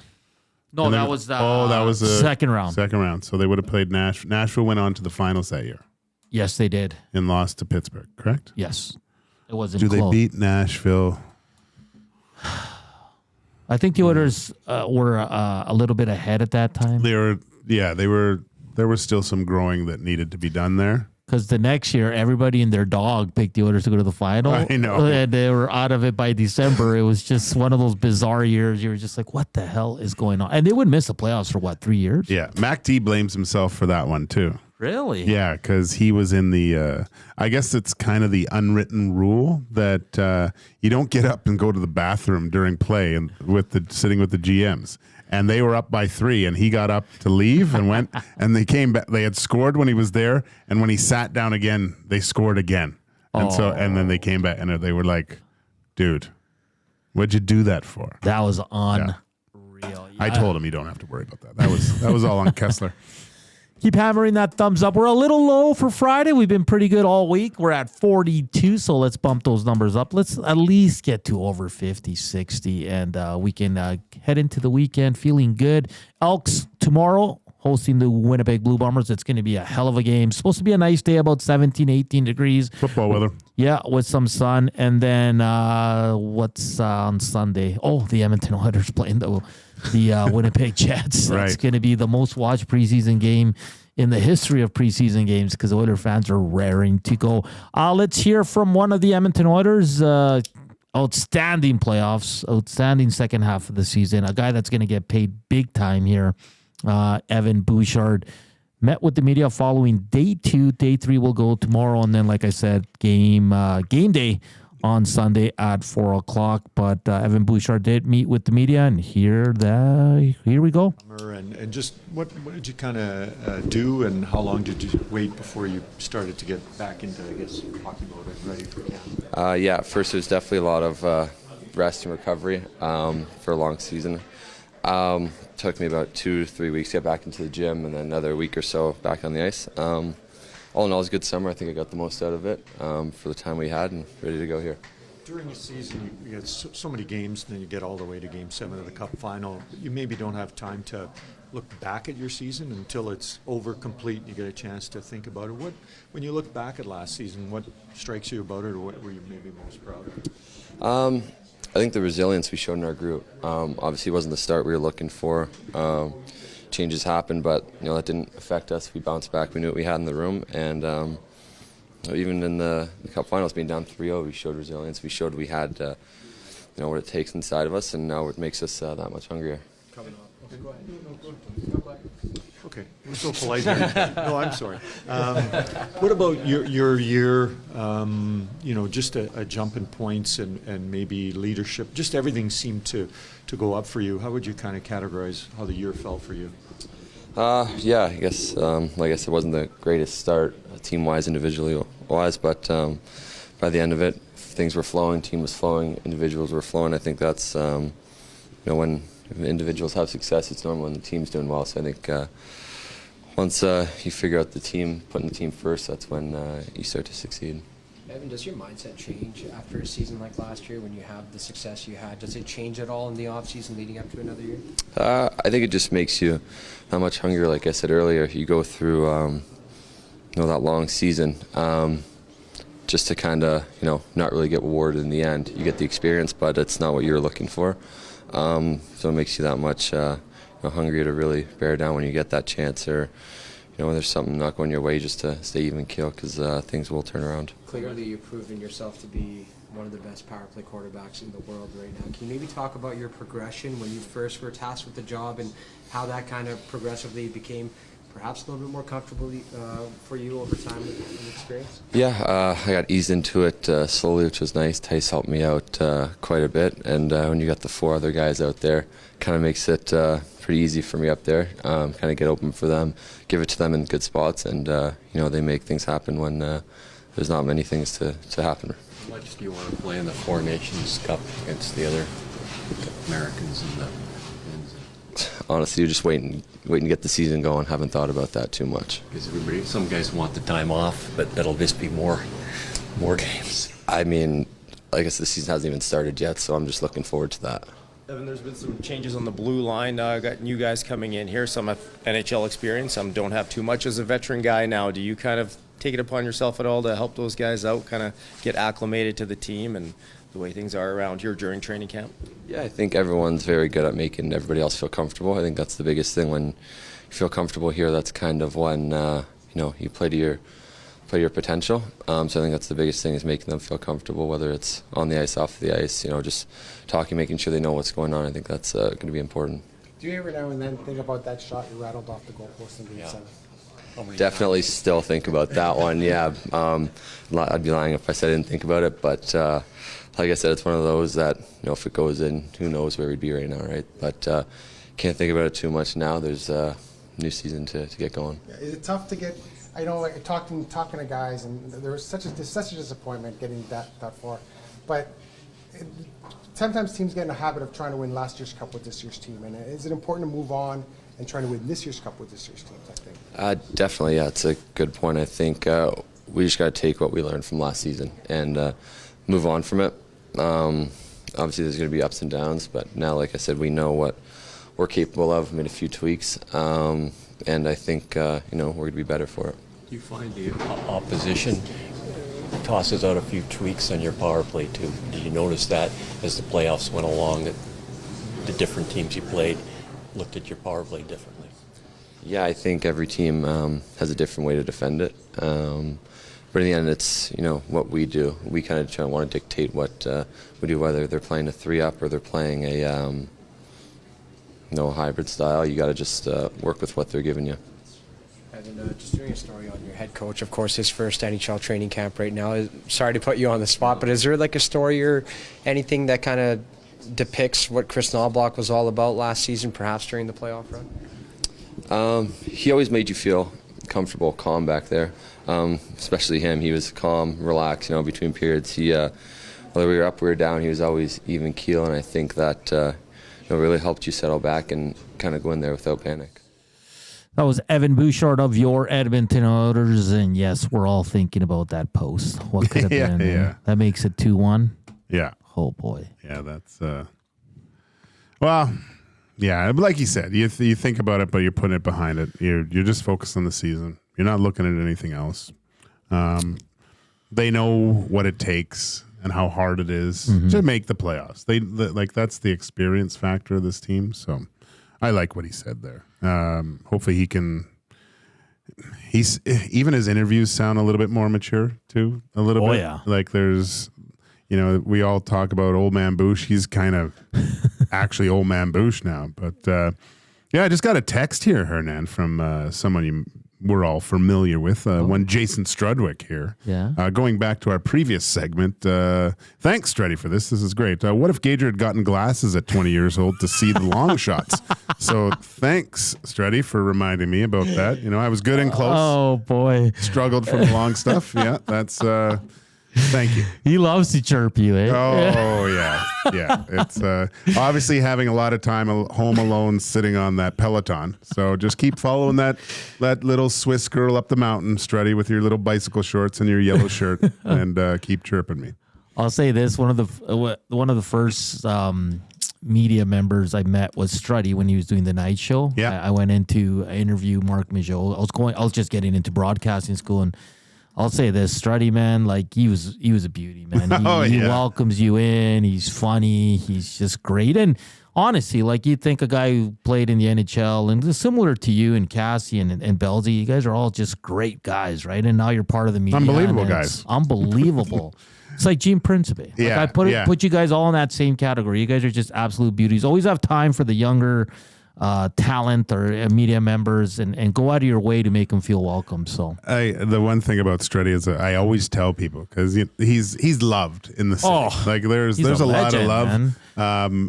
You're just scratching the surface with him. When you get him in just an intimate setting and talking to him, you're roaring, because he is very, very humorous individual. I was at Connor's wedding last year, and he was there, and he's ribbing he's giving the girlfriend the gears. He was pretty funny. Yeah. She loved him, and then Alba came on during the dancing, and he did a show. Horrible music choices and taste, but other than that, great guy. I remember when I used to work back at the old station, fill in on the show he was on, and I remember one day it was so funny. Like he was talking about how he's been working out. He wanted people to call him, I think, the chest. He's got that big barrel chest too, right? Yeah. It was pretty funny though. That's good. No one ever called him that. No, gosh, no.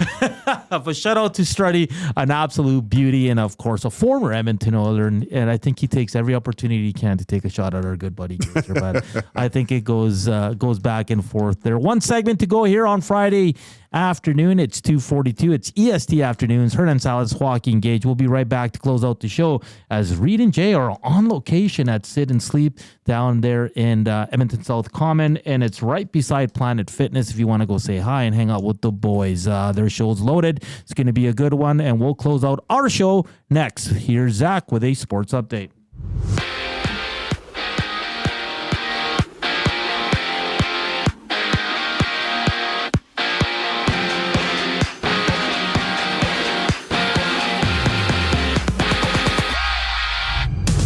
For Dawson Mercer and the New Jersey Devils have agreed to a 3-year extension. In 82 games last season, Mercer recorded 20 goals and 13 assists. Jets defenseman Vinny Heleni. Let me try that again. Vinny Henola will miss some time after forming an ankle infection during training camp. It's reported that the infection came from a screw put in his ankle, and he's expected to miss some time, as it's reported that this is not a short-term ailment. Day 2 of Oilers training camp is on right now, and former Oilers head coach Jay Woodcroft's spending the day with the Philadelphia Flyers. Flyers head coach John Tortorella invited Woodcroft as a special guest. The Oilers play their first preseason game Sunday against the Jets, while the Flyers face off against the Caps that same day. CFL Week 16 kicks off tonight with the Ticats against the Argos. The Stamps then play the Riders at 7:30 in Calgary. Tomorrow it's Elks Bombers down at Commonwealth at 5 o'clock. And the Green and Gold Kickoff Show with Matthew Iwanek and Jay Milne go live just an hour before the action. And if you're at the game, make sure to come by the Edmonton Sports Talk tailgate, where me and Trev will be giving away some cool swag, chips. No Chipgate, but handing out some chips and some glasses. Right after the break, Hernan Salas and Joaquin Gage wrap up EST afternoons. I'm Zachary Kubusch for your Edmonton Sports Talk update. Get all the latest news and takes on everything Oilers with Dustin Nielsen and Tom Gazzola on the Oil Stream. Live at noon, Monday, Wednesday, and Fridays. Only on EdmontonSportsTalk.com. You want the heavy hitters on your team, both on and off the ice.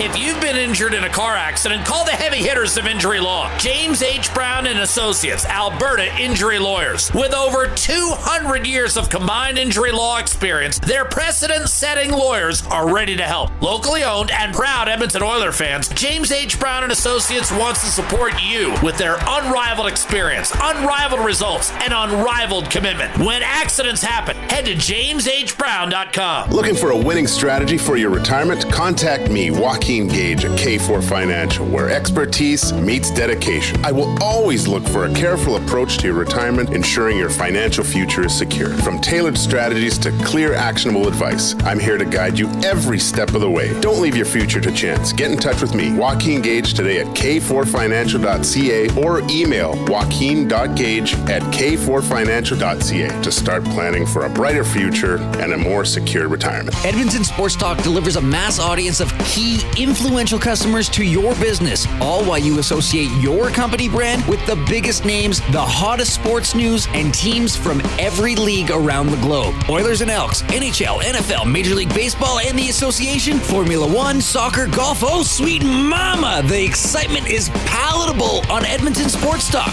It's where fans go to get their sports fix and where our partners find the most loyal consumers. Contact us today and see how our team on Edmonton Sports Talk can score the biggest goals for your business. With various advertising options available, email business@edmontonsportstalk.com or head to our website and send a message at edmontonsportstalk.com.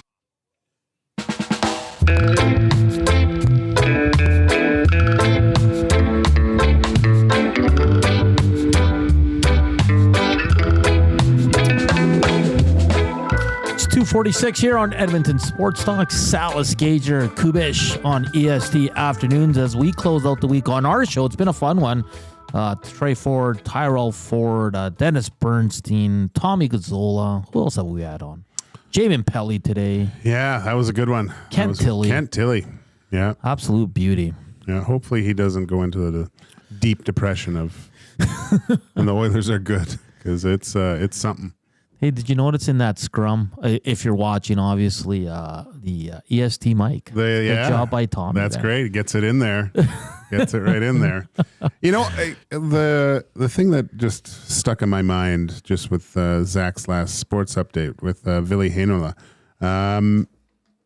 people asking why that Patrick Kane was deciding on whether to have the surgery or not. This is a perfect example, right? Like, this is a guy, obviously it's a little bit different, but anytime you go under the knife or have something done, it's a lot different, but had the screw put in, anytime you're opening the body like that, you're risking infection, and this could be serious and keeping him out for a long period of time until this subsides. So there's always that when you go into, do I need the surgery? Can I do this in some other fashion? So it doesn't always work out. No. And even after the surgery, this is kind of the thing you have to worry about, right? Like, and Drew Mandel, who joined us last week to preview the Jets, said this guy was going to make the team last year, but he got hurt. Yeah. Right? So, I know. and again, this year, he's I don't know if he was going to make the top 6, but he was damn close, and now he's got to sit out once again for the Winnipeg Jets, who are an interesting team. Of course, the Oilers are in action on Sunday, and then on Monday, it's the split squad. Split squad! So we're going to have lots to talk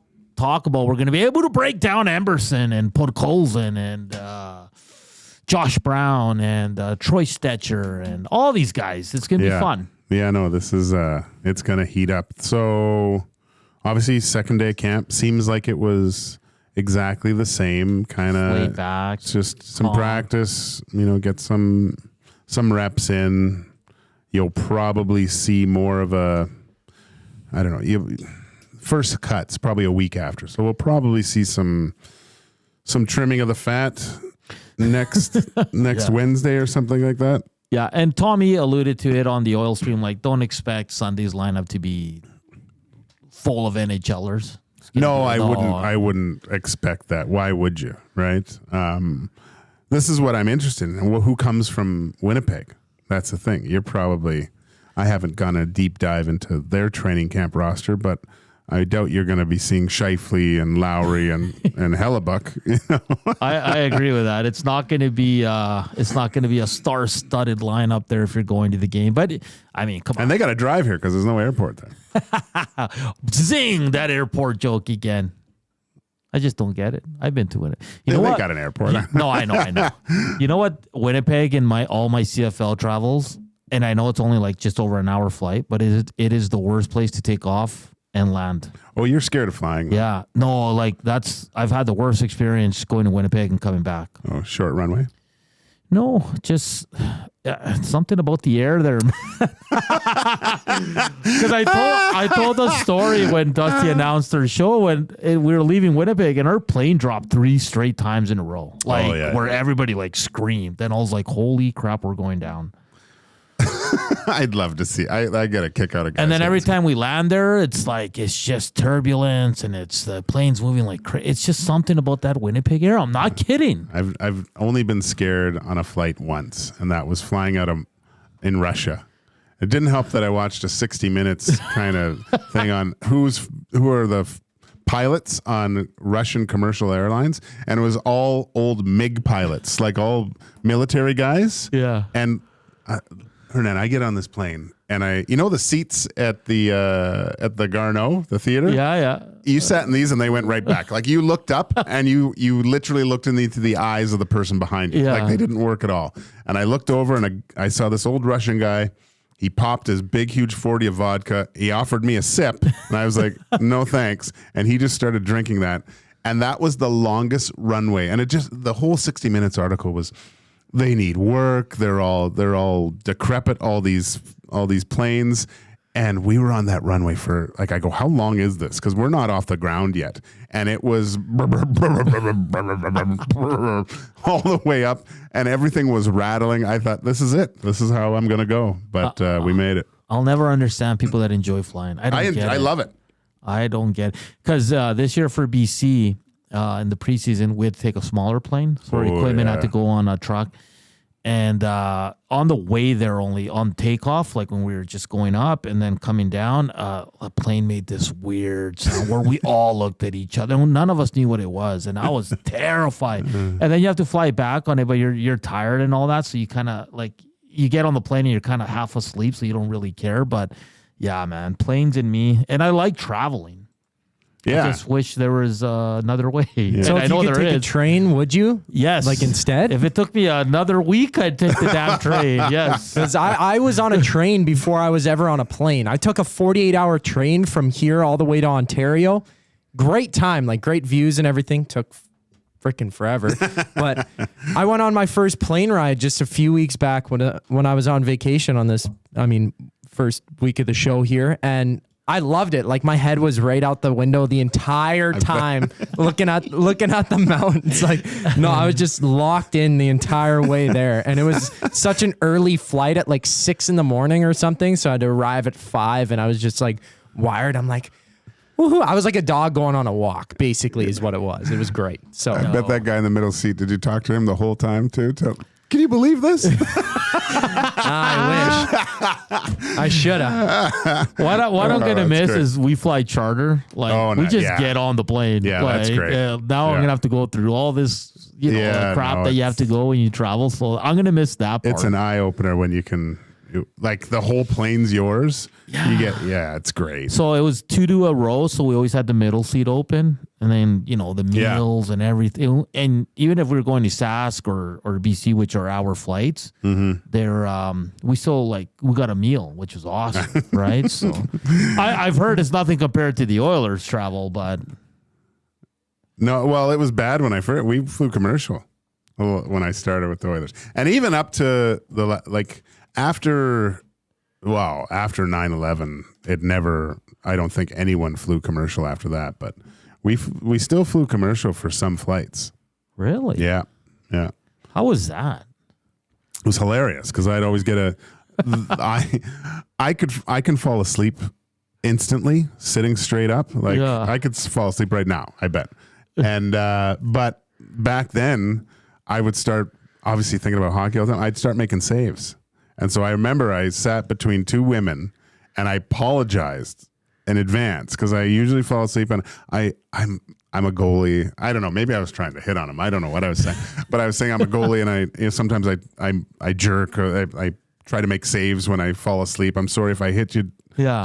I'm sorry. And I tried to stay awake, and not even like just getting off the tarmac. I was like zonked out, and I just elbowed this girl. right away. But she thought it was kind of cute, so it was funny. But other than that, yeah, no, that's I love flying. When I'd get on those Elks charters, and like even before we took off, there's people like out cold, and I'm like, how do you do that? Oh like, yeah, it was so relaxing. I don't know if it's the sound, the speed, or whatever, but I would just be right out. No, I'm tense until like they turn the seatbelt sign off, like about 6 minutes into the flight, and then you're like good to go, and then we gotta record you on a flight, me and you, because that was Sean Brown. It was deathly terrified of I heard Rod Phillips didn't like flying. Oh yeah, he was bad too, but Brownie was really bad. Like he would. What was weird though, he would sit by the window. He would shut the blind. Yeah. But he would sit by the window. But he'd be in if there was someone next to him and it got rough, he'd be in their lap. So this big, huge guy sitting in this little person's lap all the time. I'd be the same way. Duck Dad says, flew Central Mountain Air for nearly a decade. So many close calls. Like, that's not fun. And you know how your phone listens to you? Our last trip to Montreal, I'm getting on the plane. We're coming home. And I go on X before we take off so I can see what's going on Twitter. And it says, 7 of the top 7 deadliest airplane crashes. So I'm like, how's this on my feed, man? I was like, get out of here. Big Uke trying to beat Jason Strudwick in the text line. Try to make saves as I'm falling asleep. The very good one, Big Uke. Yeah. Don't come say hi to me at the next event. No, it's crazy. And Bowen says, let me know when you're coming through the airport. I'll come visit you when you're killing time post security. Cool, nice. Cool. All right. Yeah, it's going to be different because I got used to the charter life, which is really nice. Yeah. You just show up and get on a plane. And it's so great. The buses are there when you land and all that. But it's been a great week here on EST Afternoons. Thank you for all the downloads, the thumbs up, and the views. Keep those coming as the Oilers we'll have some game action to talk about. And, of course, the big game in the city, the vibe, it's something we haven't felt here in about 3 years. The Elks, Bombers, top 2 teams right now in the CFL. I think for many of us, they'll do battle at Commonwealth Stadium at 5 o'clock tomorrow. Tailgate at 3. Our boy Zachticum and Trevor will be there, so make sure to say hi to them. I'll be there as well with a few bevies in my hand. Gager cheering on the boys. Reminder, Reed and Jay are coming up with the Reed Wilkins Show. They're live from Sit and Sleep down there in Edmonton South Common, and it's right beside the Planet Fitness if you want to stop by and say hi to the boys. Thank you for the week. We will chat Monday. For Joaquin Gage and Zachticum, I'm Hernan Salas, and this is EST Afternoons. Have a good weekend. Go Elks and go Oilers. Don't feel like working? Join the Hangout. You never know what you might hear. Weekday mornings 9 to 11 on EdmontonSportsTalk.com.